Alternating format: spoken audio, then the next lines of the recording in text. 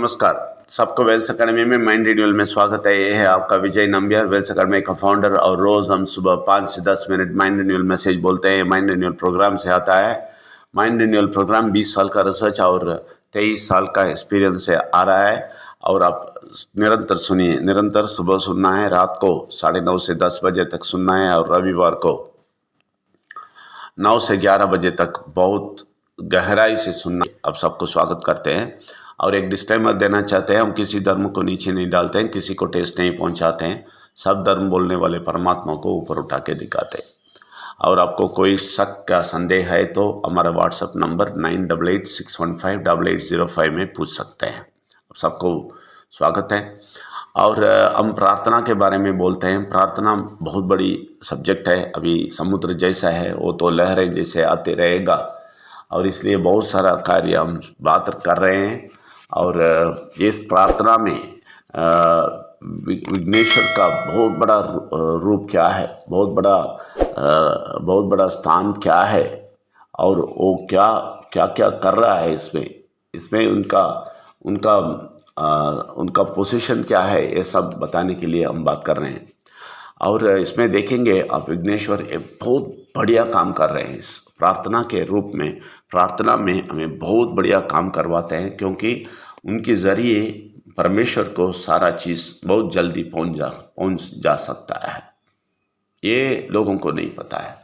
और एक और बात, बहुत महत्वपूर्ण बात यह है कि विघ्नेश्वर के ज़रिए ही हमें पता चलता है हम कौन हैं। आप अच्छी तरह समझिए, विघ्नेश्वर आने के पहले मनुष्य हार गया था। मनुष्य का पूरा शक्ति, बुरा शक्ति ले लिया था। अभी भी जो भी विघ्नेश्वर को अच्छी तरह नहीं समझे, जो भी विघ्नेश्वर को नहीं लिया है अपने हृदय में, वो लोग हारे हुए ज़िंदगी जी रहे हैं, क्योंकि उनको कुछ पता नहीं है वो कौन है, वो क्या शक्ति उनके पास है। ये बताने वाला काम विघ्नेश्वर ने किया है। वो जो हारा हुआ शक्ति, जो बुरा शक्ति मैं हरा के लेके गया, वो शक्ति उनसे पकड़ के छीन के हमारे हाथ में दिया है। ये है विघ्नेश्वर का बहुत बड़ा काम। ये जो शक्ति, जो बुरा शक्ति अपने हाथ में रख रहा था, हमारे हाथ से लेके छीन के लेके गया था, उस शक्ति को वापस उससे लेके हमारे हाथ में देते हैं विघ्नेश्वर। इसलिए सारा सर सब त्याग करता है और सर काटता है, ये सब चलता है। क्यों मालूम है? ये जीतता है, उनके हाथ से पकड़ता है। ये सारा बहुत गहराई का चीज़ है। आपको समझना है तो कंटिन्यू सुनते रहना है। बहुत सारे चीज़ हम बताएंगे। देखिए, ये इतना बड़ा महत्वपूर्ण चीज़ करने वाले विघ्नेश्वर को हम वो महत्वपूर्ण जगह से हम नहीं जानते हैं। हम उनको छोटा बना दिया। हम उनको एक हाथी का रूप रख के हम समुद्र में फेंक देते हैं, बस। नहीं, बहुत बड़ा शक्ति है जो हमें हमारा जो व्यक्तित्व है वो समझाया, और हमें समझाता है कि हम कितने पावरफुल है, कितने शक्तिशाली है। वो शक्ति है विघ्नेश्वर। ये कब हम जानते हैं, तभी हमें बहुत शक्ति मिलता है, और शक्ति मिलता है, और ऊपर उठते हैं, बहुत कुछ करते हैं। नहीं तो हम गिर जाते हैं। ये समझने का समय है प्रार्थना। जब हम प्रार्थना में बैठते हैं और परमात्मा से बहुत गहराई से बात करते हैं, तभी ये सब समझ में आता है। तभी प्रार्थना करने से हमें बहुत बड़ा शक्ति मिलता है, क्योंकि हमें सच्चाई समझ में आता है कि परमेश्वर के पास बिठा के हमें विघ्नेश्वर कितना बड़ा शक्ति दिया है पास बैठने का, कि पुराना जो स्थिति था, उस स्थिति से हमें ऊपर उठाया। पुराना स्थिति में हम परमेश्वर से बहुत दूर थे और हमें हराया था बुरा शक्ति, लेकिन विघ्नेश्वर ने उसको हरा के वो शक्ति सारा वापस लेके आके फिर से हमें परमेश्वर के पास बिठाता है, जिससे हम दूर हो गए। देखिए, हम दूर हो गए बोलता हूँ, आप अच्छी तरह समझ लीजिए। हम अभी पास आ गए, क्योंकि हम विघ्नेश्वर और परमात्मा का शक्ति को और परमेश्वर को जान के पास आ गए। लेकिन ये दुनिया के लोग ये ना जान के दूर ही है, अभी भी दूर ही है, परमेश्वर के बहुत दूर रहते हैं। यह है फर्क।